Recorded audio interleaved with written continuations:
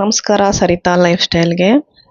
ನಾನಿವತ್ತು ತರಕಾರಿ ಪಲ್ಯ ಮಾಡಿ ದೋಸೆ ಮಾಡ್ತಾ ಇದ್ದೀನಿ. ಇದು ರಕ್ಷಾಬಂಧನದ ದಿನದ್ದು ವ್ಲಾಗು.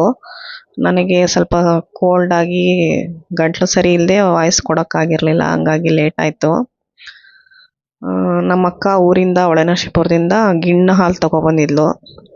ನಮ್ಮ ಊರ ಕಡೆ ನಮ್ಮ ಕೊಣನೂರು ಹಾಸನ ನಾವೆಲ್ಲ ಸ್ವಲ್ಪ ಸೆಕೆ ಗಿಣ್ಣು ಇಷ್ಟಪಡ್ತೀವಿ.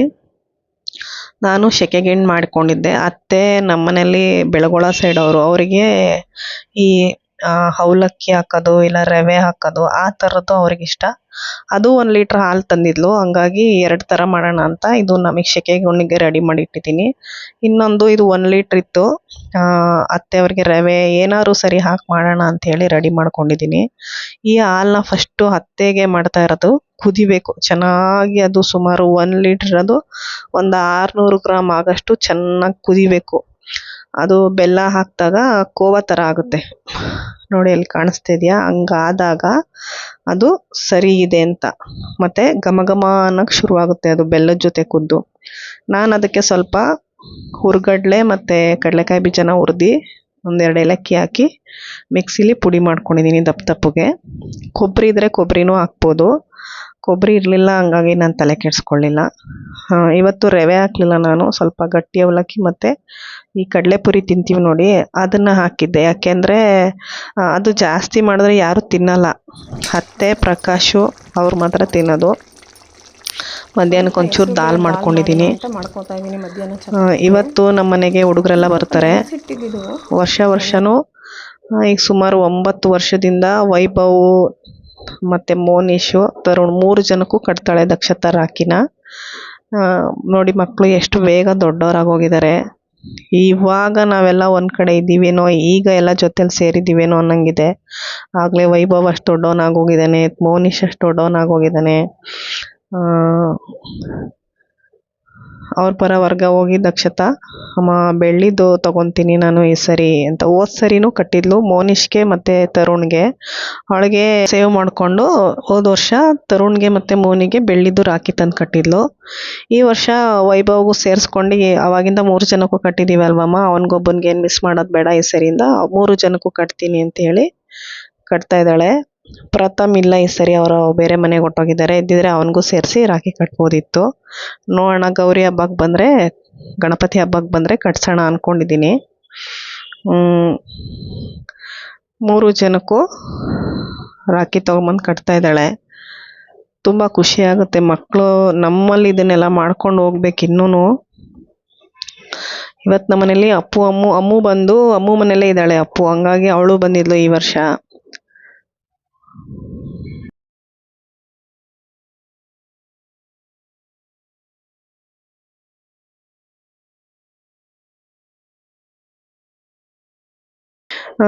ಅಮ್ಮು ಅಪ್ಪನೂ ಬಂದಿದ್ದಾರೆ. ತರುಣ್ಗೆ ಮೋನಿಶ್ಗೆ ಕಟ್ಟಬೇಕು ಅಂತ. ಆದ್ಯನೂ ತೊಗೊಂಬಂದಿದ್ದಾಳೆ. ಆದ್ಯ ಪ್ರತಿ ವರ್ಷ ಬರ್ತಿದ್ಲು, ಅವಳು ತೊಗೊಂಬಂದಿದ್ದಾಳೆ ರಾಖಿನ. ಶಾನ್ವಿತಾ ಬಂದು ಯಾವಾಗಲೂ ಇಲ್ಲಿ ನಮ್ಮ ಮನೇಲಿ ಕಟ್ಟಾದ್ಮೇಲೆ ತರುಣ್ನ ಮೋನಿಶ್ನ ಅವ್ರ ಮನೆಗೆ ಕರ್ಕೊಂಡು ಹೋಗ್ತಾಳೆ. ಅದಕ್ಕೆ ಅವಳು ಬಂದಿದ್ದಾಳೆ. ಅಮ್ಮ ಆಂಟಿ ನಮ್ಮ ಮನೆಗೆ ಕಳಿಸಿ ಅಂತ. ನಾನು ಹಂಗೂ ಭವಾನಿ ಇರಲಿಲ್ಲ, ಹೊರಗಡೆ ಹೋಗಿದ್ಲು. ನಮ್ಮ ಮನೇಲೇ ತಂದು ಕಟ್ಟಪ್ಪ ಅಂದೆ. ಇಲ್ಲ ನಮ್ಮ ಮನೆಗೆ ಕರ್ಕೊಂಡು ಹೋಗ್ಬೇಕು ಅಂತ ಹಠ ಮಾಡ್ತಾ ಇದ್ದಾಳೆ. ಸರಿ, ಇವರೆಲ್ಲ ರಾಖಿ ಕಟ್ಟಿ ಒಂದು ಫೋಟೋ ಎಲ್ಲ ತೊಗೊಳ್ಳೋ ಅಷ್ಟರಲ್ಲಿ ಪ್ರಕಾಶ್ ಫೋನ್ ಮಾಡಿದ್ರು ಅಂತೇಳಿ ನಾನು ಅಮ್ಮು ಬಂದಿದ್ದಾರೆ, ಏನಾದರೂ ತೊಗೊಬನ್ನಿ ಮಕ್ಕಳಿಗೆಲ್ಲ ಸ್ನ್ಯಾಕ್ಸು ಅಂದೆ. ಅವರು ನೂಡಲ್ಸು ಮತ್ತು ಮಶ್ರೂಮ್ ಗೋಬಿ ತೊಗೊಂಬಂದಿದ್ರು, ಅದನ್ನೆಲ್ಲ ತಿಂತಾ ಇದ್ದಾರೆ ಹುಡುಗರು.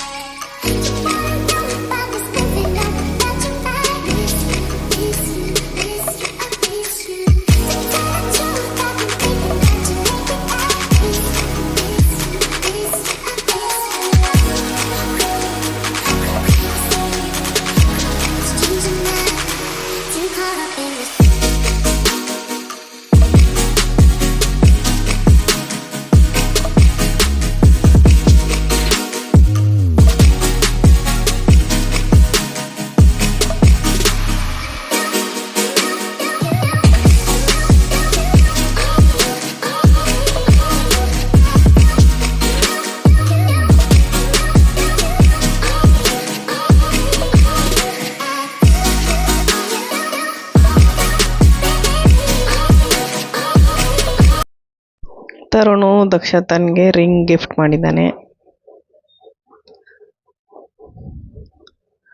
ಇದು ಬೆಳಗಿನ ವ್ಲಾಗು.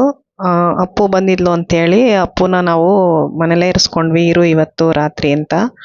ಅವಳಿಗೆ ಟೊಮೊಟೊ ಗೊಜ್ಜು, ಚಪಾತಿ, ಬೋಂಡ, ಬಜ್ಜಿ, ಇಲ್ಲಾಂದರೆ ಪನ್ನೀರಲ್ಲಿ ಏನಾದರೂ ಗ್ರೇವಿ ಮಾಡಿದರೆ ಅದು, ಮತ್ತು ರವೆ ರೊಟ್ಟಿ ಅದೆಲ್ಲ ತುಂಬ ಇಷ್ಟ. ಅದಕ್ಕೆ ದಕ್ಷತಾ ನಾನು ಪನ್ನೀರ್ ಬಟರ್ ಗ್ರೇವಿ ಮಾಡ್ತೀನಿ ಅಮ್ಮ, ನೀವು ರೋಟಿ ಮಾಡಿಕೊಡಿ ಅಂತ ಹೇಳಿದ್ಲು. ಹಂಗಾಗಿ ನಾನು ಅದನ್ನು ಮಾಡ್ತಾಯಿದ್ದೀನಿ. ಇದೆಲ್ಲ ಮುಗಿಸಿದ್ಮೇಲೆ ಇನ್ನು ಬೆಳಗ್ಗೆಗೆ ನಮ್ಮ ಭವಾನಿ ಮನೆಯದು ಗೃಹ ಪ್ರವೇಶ ಇತ್ತು. ನಮ್ಮ ಫ್ರೆಂಡ್ ಮನೇಲಿ ಶಾನ್ವಿತಾ ಹಿಂದಿನ ದಿನವೇ ಮೆಹಂದಿ ಹಾಕ್ಸ್ಕೊಂಡಿದ್ಲು. ಅಪ್ಪು ನಮ್ಮ ಮನೇಲಿ ಇದ್ದಿದ್ದರಿಂದ ಅವಳ ಫ್ರೆಂಡ್ ಒಬ್ಬಳು, ಇವಳು ಅವ್ರ ಅಕ್ಕನ ಮಗಳಾಗಬೇಕು, ಅವಳು ಬಂದಿದ್ಲು ಪೂರ್ವಿ. ಅವಳಿಗೆ ಅಪ್ಪು ಅಕ್ಕ ಮೆಹಂದಿ ಹಾಕ್ಕೊಡಿ ಅಂತ ಹೇಳಿದ್ಲು. ಸರಿ, ಅಪ್ಪು ಚೆನ್ನಾಗಿ ಹಾಕ್ತಾಳೆ ಮೆಹಂದಿ, ಸರಿ ಅಂತೇಳಿ ಮೆಹಂದಿ ಎಲ್ಲ ಹಾಕ್ಕೊಟ್ಬಿಟ್ಟು, ನೀವಿಬ್ಬರು ಸೇರಿಕೊಂಡು ಡ್ಯಾನ್ಸ್ ಮಾಡಿರಿ ನಿಮ್ಮ ಮನೆ ಗೃಹ ಪ್ರವೇಶದ ದಿನ, ಚೆನ್ನಾಗಿರುತ್ತೆ, ನಾನು ಹೇಳ್ಕೊಡ್ತೀನಿ ಅಂತ ಹಂಗೆ ಅಪ್ಪು ಹೇಳ್ಕೊಡ್ತಿದ್ದಾಳೆ. ತುಂಬ ಚೆನ್ನಾಗಿ ಹೇಳ್ಕೊಡ್ತಿದ್ಲು. ನಾನಿದೇ ಫಸ್ಟ್ ಟೈಮ್ ನೋಡಿದ್ದು ಅಪ್ಪು ಚೆನ್ನಾಗಿ ಡ್ಯಾನ್ಸ್ ಮಾಡೋದು ಹೇಳ್ಕೊಡ್ತಾ ಇರೋದು. ಮತ್ತು ಅದಾದಮೇಲೆ ಮಧ್ಯಾಹ್ನ ಇನ್ನೊಬ್ಳು ಶಾನ್ವಿತನ ತಂಗಿ, ಇದು ಬೆಂಗಳೂರಿಂದ ಬಂತು, ಶಾರ್ವಿ ಅಂತ ಇದ್ರ ಹೆಸರು, ನನಗೂ ಹಾಕ್ಕೊಡಿ ಅಕ್ಕ ಅಂತ. ಎಲ್ರಿಗಿಂತ ಇದ್ರದ್ದೇ ಚೆನ್ನಾಗಿ ಬಂತು. ಇದೆಲ್ಲ ಮುಗಿಸ್ಕೊಂಡು ಸಾಯಂಕಾಲ ಹೋಮ ಇದೆ. ನಾನು ದಕ್ಷತಾ ರೆಡಿಯಾಗಿ ಹೊರಡ್ತಾ ಇದ್ದೀವಿ ಭವಾನಿ ಮನೆಗೆ. ಹಿಂದಿನ ದಿನವೇ ಹೋಮಕ್ಕೆ, ಮತ್ತು ಬೆಳಗ್ಗೆ ನಾಳೆ ಮಧ್ಯಾಹ್ನ ಎಲ್ಲ ಬರಬೇಕು ಅಂತ ಹೇಳಿದ್ಲು. ತುಂಬ ದೂರ ಏನಿಲ್ಲ ಭವಾನಿ ಮನೆ, ನಮ್ಮ ಹಳೆ ಮನೆ ಹತ್ರ. ಭವಾನಿ ಬಂದು ಬೆಳಗ್ಗೆಯಿಂದನೇ ಬಾಗಿಲೆಲ್ಲ ಗುಡಿಸಿ ಚೆನ್ನಾಗಿ ರಂಗೋಲಿ ಹಾಕಿದ್ದಾಳೆ. ಮನೆ ತುಂಬ ಚೆನ್ನಾಗಿ ಬಂದಿದೆ, ಇಂಟೀರಿಯರ್ ತುಂಬ ಚೆನ್ನಾಗಿ ಬಂದಿದೆ. ಬೆಂಗಳೂರವ್ರನ್ನ ಕರೆಸಿದ್ರಂತೆ ಇಂಟೀರಿಯರ್ ಮಾಡ್ಸೋಕ್ಕೆ. ಕಿಚನ್ದ, ರೂಮ್ದು ಎಲ್ಲ ತುಂಬ ಚೆನ್ನಾಗಿ ಬಂದಿದೆ. ಇದು ಬೆಳಗ್ಗೆಗಾಗಲೇ ದೇವ್ರನ್ನ ರೆಡಿ ಮಾಡಿ ಇಟ್ಟಿದ್ದಾರೆ. ಸತ್ಯನಾರಾಯಣ ಸ್ವಾಮಿ ಪೂಜೆಗೆ ಪುರೋಹಿತರು ಹೋಮ ಮುಗಿಸಿ ಆವಾಗಲೇ ನಾನು ಬರೋಷ್ಟರಲ್ಲಿ ಬೆಳಗ್ಗೆ ಎಲ್ಲ ರೆಡಿ ಮಾಡಿ ಅವ್ರು ಹೊರಡ್ತಾ ಇದ್ರು ನಾನು ಬಂದಾಗ.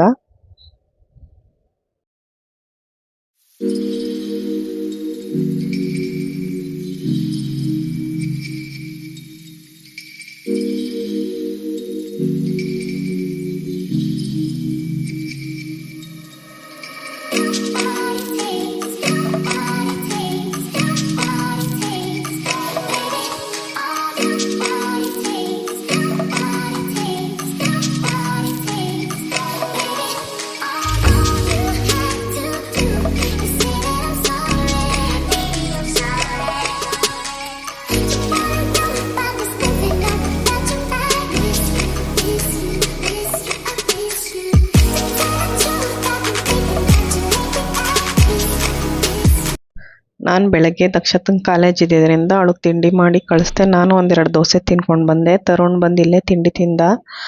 ಅಷ್ಟರಲ್ಲಾಗಲೇ ಪೂಜೆ ಎಲ್ಲ ಶುರುವಾಗಿತ್ತು. ನಮ್ಮ ಶಾನು ನೋಡಿ ಹೇಗೆ ರೆಡಿಯಾಗಿದ್ದಾಳೆ, ಚೆನ್ನಾಗಿ ಕಾಣ್ತಿದ್ದಾಳೆ.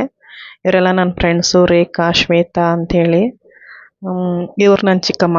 ನನ್ನ ಚಿಕ್ಕಮ್ಮನೂ ಭವಾನಿಗೆ ಸ್ವಲ್ಪ ಗೊತ್ತಿರೋದ್ರಿಂದ, ಅದಕ್ಕೆ ತ್ರಿವೇಣಿ ಅದಕ್ಕೇನು ಸ್ವಲ್ಪ ಕ್ಲೋಸ್ ಇರೋದ್ರಿಂದ ಅವರನ್ನು ಹೋಗಿ ಕರೆದಿದ್ಲು ಭವಾನಿ. ಅದಕ್ಕೆ ಬರೋಂಗಿಲ್ಲ ಅಂಥೇಳಿ ಚಿಕ್ಕಮ್ಮನ ಕಳಿಸಿದ್ದಾರೆ. ಇದು ಭವಾನಿಯವರ ಅತ್ತೆ. ಇವ್ರು ಬಂದು ಭವಾನಿಯವರ ತಾಯಿ.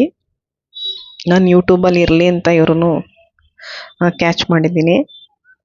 ಮತ್ತು ಮಧ್ಯಾಹ್ನ ಪೂಜೆ ಎಲ್ಲ ಮುಗಿಸ್ಕೊಂಡು ಊಟಕ್ಕೆ ಕೂತಿದ್ದೀವಿ. ಊಟ ತುಂಬ ಚೆನ್ನಾಗಿತ್ತು. ರಾತ್ರಿ ಇಲ್ಲಿಗೆ ಬಾ ಊಟಕ್ಕೆ ಅಂತ ಹೇಳಿದ್ಲು. ನಾನು ಬೇಡಪ್ಪ, ನೀನು ಸುಮ್ಮನೆ ಕೆಲಸ ಜಾಸ್ತಿ ಅನ್ನೋದಕ್ಕೆ ಬಾಕ್ಸ್ ಕಳಿಸು ತರುಣ್ ಜೊತೆ, ನಾನೇ ಊಟ ಕಳಿಸ್ತೀನಿ ಅಂಥೇಳಿ ಊಟ ಕಳಿಸ್ಕೊಟ್ಟಿದ್ದಾಳೆ. ಎಲ್ಲದನ್ನು ಕಳಿಸ್ಕೊಟ್ಟಿದ್ದಾಳೆ.